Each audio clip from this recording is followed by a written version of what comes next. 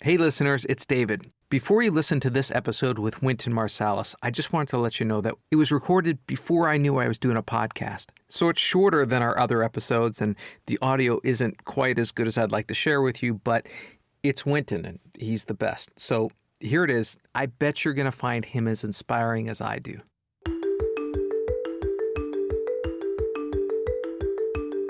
Wynton Marsalis is a living legend. The Pulitzer Prize-winning composer, ambassador of the arts, and artistic director of jazz at Lincoln Center plays the trumpet with a warm and rich tone that is instantly recognizable throughout the world. It's a sound he was encouraged to develop from an early age. Sweet Edison was a mentor of mine. He said, "Yeah, baby boy, you got to get more weight on your sound. You got to get more hair on your sound. I picked up a trumpet for you in Europe. And I want you to play this horn for at least 1 or 2 months, and I'm gonna come back and hear how your sound is." And he came back and he heard I played. He said, "I'm gonna take my horn back. That's not the horn." You're listening to Speaking Soundly, the podcast that explores the art of artistry. I'm your host, David Krauss, principal trumpet of the Metropolitan Opera. As a musician in New York City, I get to perform with some of the world's greatest artists every night. During each episode, you'll hear me speak with these inspiring performers as we lift the veil on talent to hear about their process and the personal journey that led them to the stage. I got to start with the sound you make on the trumpet. Nobody sounds like you. I remember the first time I heard it, it was on a record my dad bought me. The tune was Angel Eyes. I was hooked right away. That's the way I wanted to sound, and it became my gold standard. Well, thank you for your over-assessment of me and your kindness towards me. You know, I mean, comment on the depth and beauty of your sound and also the originality of it and the pride I have when I hear it. You know, we all have a journey we have to go on. Even in the age I am now, of course, much older than you, but we continue to go on and work on our stuff. You're not that much older than me, but when you were younger, did you also listen and emulate other trumpet players? I mean, who inspired you? Yeah, mainly people from records, you know. I liked Maurice Andre's sound in terms of how the sound he got on a piccolo trumpet, kind of characteristic sound. And jazz, of course, Miles Davis, love his sound, kind of dark. And with Miles, it was the record, Someday My Prince Will Come. I listened to that record over and over and over again. The feeling this sound, and Freddie Hubbard in the 70s, everybody loved Freddie. Kind of big sound. I remember a ballad he played called Skylark. So, you know, I love that sound. Clifford Brown, from Clifford Brown with strings. I could play, even now, I could play Clifford Brown solo on Memories of You. And it wasn't a trumpet player, but the other person I listened to a lot was Train. I learned countdown on the trumpet. I remember practicing it in high school. I listened to those people over and over those records, over and over again, Right. And do you think all that listening actually made an impact on your playing? Do you think you really started to sound like Maurice Andre or Miles Davis? No, not really.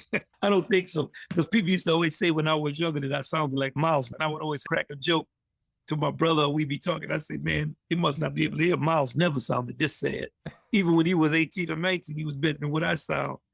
And Sweet Edison was a mentor of mine. Even though Sweet's style was from another era, so I wasn't sophisticated enough to imitate him. But I loved him as a person, and he didn't like my sound. So he was always saying, "Yeah, baby boy, you got to get more weight on your sound. You got to get more hair on your sound. Your sound is too light." He said, "I picked up a trumpet for you in Europe, and I want you to play this horn for at least 1 or 2 months, and I'm gonna come back and hear how your sound is." And he came back and he heard I played. He said, "I'm gonna take my horn back because it's not the horn. You need to work on your sound." Tell me about when you first started playing trumpet. Were you very serious right away? I mean, man, I didn't like the trumpet. I didn't want to get a ring around my lips. I didn't practice. I remember once I even put a chemical experiment in my trumpet. Like I had a chemistry set and I put an experiment in it. Me and my brothers, we lived kind of in the country, man. We would do all kinds of stuff like catch bees and do stuff country boys did, man, you know. I don't know, but yeah. Yeah, we were country, man. So we were here. You know. So I remember having a trumpet, but I wasn't serious about playing it. I remember cleaning it, and I remember how it smelled. You know how a case smells? Yeah, I remember that. That's a very specific smell. So your father, Ellis, he was a great pianist. Did he also insist that you play the piano? My daddy was not, he would tell me later to learn how to play the piano, but he wasn't. He had been harder on my brother, Branford, like making him play piano and clarinet, but that didn't work. Like my father was not the type of person that would make you do stuff. He wasn't going to aspire more for you than you did for yourself. I mean, most of the times I was just making my dad laugh, man, because he was struggling when I was growing up. He was having a hard time. And I was always with him. I always hung with him. But I didn't really like the music. I just like hanging with him because he was real serious. But I joked around with him constantly. And he didn't joke a lot. But I would always make him laugh, you know. So even though your dad was a working musician and you were following in his footsteps, your relationship wasn't just about music. No, because my dad would do stuff like he taught me how to catch a baseball on one hop. I remember once me and him set a basketball goal up, man, we went to the junkyard and got a pipe and we went and got a goal and we measured everything out and dug a hole. It was just me and him.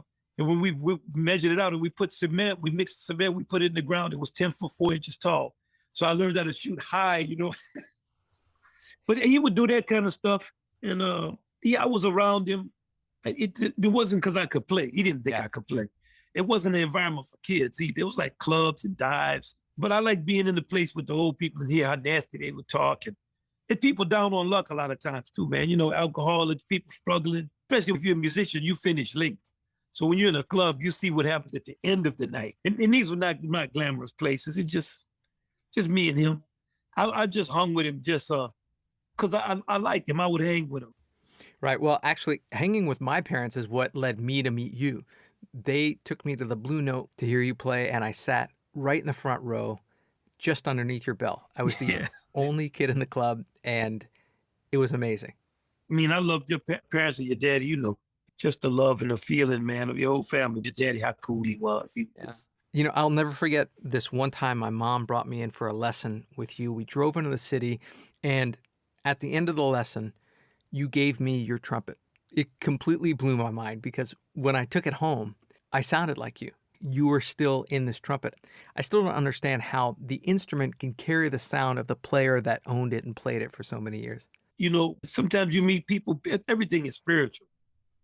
And when you touch the physicists are figuring it out now about these particles and how stuff is, and everything is connected a certain way. It's all connected, man. And we don't understand it. So we tend to take our limited understanding and we get our concept of reality from that understanding. And anything that's outside of that understanding, we think, well, it's mysterious or it's something I want to be true. It's not a fact, it's a feeling.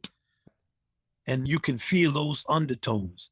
And they exist in inanimate objects that people have played, inanimate things that people have touched. Their spirit stays on it. That's why sometimes spirit people ask somebody to bring something the person they're trying to conjure had. And people think it's hocus pocus, but it's not. I mean, sometimes it is, but a lot of times it's not. It's a spiritual thing. You know, I taught a lot of kids, but I didn't have the same feeling I had with you. I can remember the feeling of you as a kid, seeing you at Carnegie Hall. You know, I can remember. It was a long time ago. How do you remember that? I remember. I don't forget nothing, man. Come on. We're connected across a lot of time. People look at me and you, and they might think if they're 8 or 9, these are 2 old guys. They won't know the difference between it. It's like when I play, I like to play for elementary school bands, you know. I would just go sit in the trumpet section. Of course, they didn't know who I was or anything. A little kid next to me would be maybe 9 years old, and he'd be like, well, you played the part pretty good. You know, do you take private lessons? Well, how long have you been playing? And I would say something like 42 years. And then they would just look at you like 40 years to a 9-year-old seems like you Methuselah or something. You're not still alive. Well, you've always sounded amazing. And it's hard to believe the trumpet was ever difficult for you. Was there a point when it was challenging? Yeah, I feel like I struggled with my horn the whole time. I felt like when I was 25, I got better. Something happened. My playing improved. But in the beginning, the music we were playing was mainly like for singing and guitars and so loud. So it wasn't about you connecting with people. And when I could play with an orchestra, which was not frequently, then I could kind of hear. And a lot of times gigs I was on, I couldn't even hear myself playing. I mean, it's loud. I feel like once I got to be on the road, I was always unsure. I always felt like a lot of guilt that I got so much publicity before I felt I could play. And I was always mouthy. So, you know, I was saying a lot, but it wasn't because I felt I could play. Just things about the culture and the society seem obvious to me. So it created a lot of problems because, you don't want a young person saying, especially a Black person, you're supposed to just be grateful you're there. And then I think when I was around 24, 25, then I started to feel like my playing improved. And then later, when it was really hard, I had an operation when I was, this was like 2000 and, Oh God, that's right. Your lip. when I had that operation, that was like 2006 maybe. Oof. Right. I had to relearn how to play. That was rough. When I hit the first note, I said, oh, okay, this is going to be tough right here. And how long was the process to build it back up? Man, I have to say, still to this day, I don't have the accuracy that I had. I will never be like that, I don't think. I think that's it for that. Yeah, because I had the size of a pea taken out of my lip. So, man, it was a struggle. Any kind of change, even you get something between your teeth and you play, it's different. Man, you imagine my whole embouchure was completely different. It'd be stuff I never would miss, man. It became a struggle for me. Well, despite that operation or any struggles you've had, when you play, the trumpet completely disappears and the audience hears exactly what's in your head. Was there a point when you realized that the trumpet would not be an obstacle and pretty much whatever you could think of, you could play? I think by the time I got into my early 30s, I was playing better. In terms of, I remember trying to practice to be more vocal. Like it sounded contrived at first when I was trying to learn how to scoop notes a certain way, bend notes, play with air, do unusual effects. A lot of things I would work on to be like I was talking. And I worked on, I need to go back. I stopped working on, I need to go back to working on. At one point, I was really trying to do like a lot of different stuff. Scooping notes a certain way, playing it like I'm talking, hollering, shouting. I would think about, sometimes I would take up something and read it and play it like I was speaking it. Like I would look at a page and I would start reading. We would lead a discussion about the music industry. Students like, I try to play my housekeeper, Anna Castillo. I played stuff and asked her if she understood what I was saying. That's funny. So you've been advocating for music and arts education for years now. How does playing an instrument, even if you're not going to be a professional musician, how does it benefit someone's life? Well, I think if you can play an instrument, it teaches you so many things. Discipline. It helps you to focus your personality. It teaches you to listen to other people. Playing in an ensemble teaches you how to fulfill familial roles because instruments fall into families with different functions. It teaches you how to deal with time and math because you're dealing with all things that unfold in a regular place and you have to remember things of repetition. It enriches your mind because you learn melody and harmony. You learn the depth feel.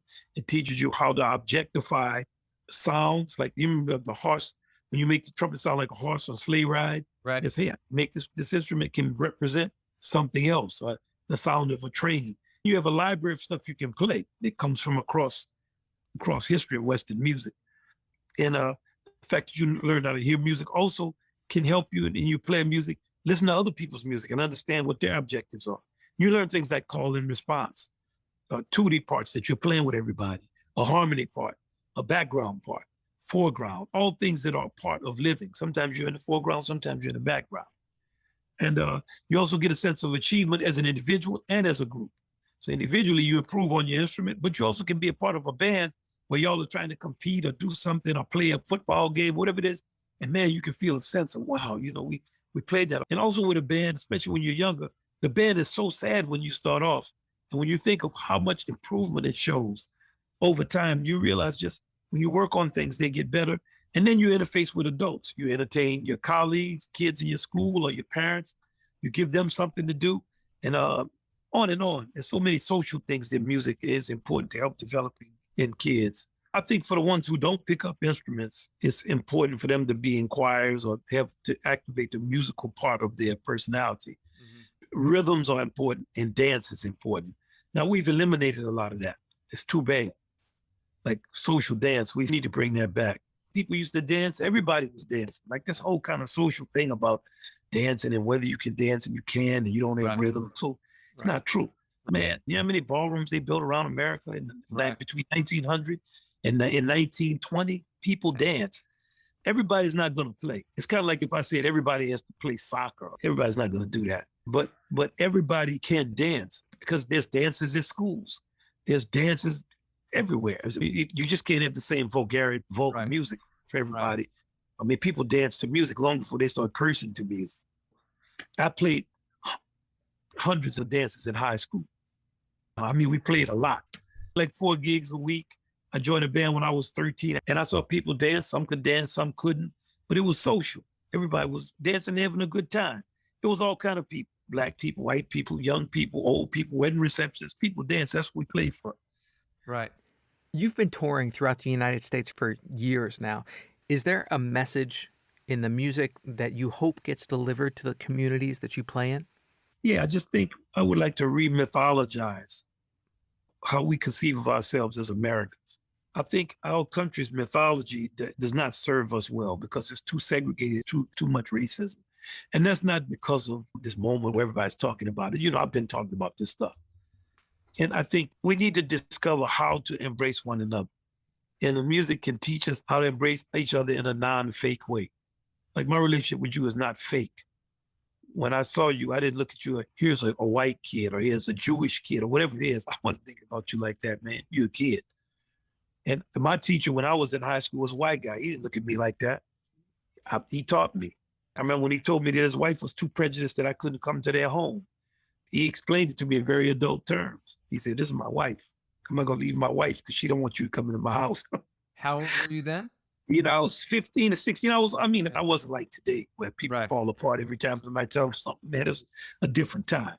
So it seemed today you wouldn't go into that with kids because they're kids till they're 100. In that time, it wasn't like that. So if I could do anything, it would just get people to see the best of what has happened here and to have them try to imitate the best. Not to think the worst has not happened because it has, but to let the path toward improvement come through. Like you have 2 modes. You have to say, I am not going to do the worst, but you have to also say, I am going to do the best. Like you notice you were telling me about sounds. You said, man, I love this sound. I want to do this sound. You didn't say, man, I listen to all these trumpets whose sounds I hated. And I realized I didn't want to sound like them.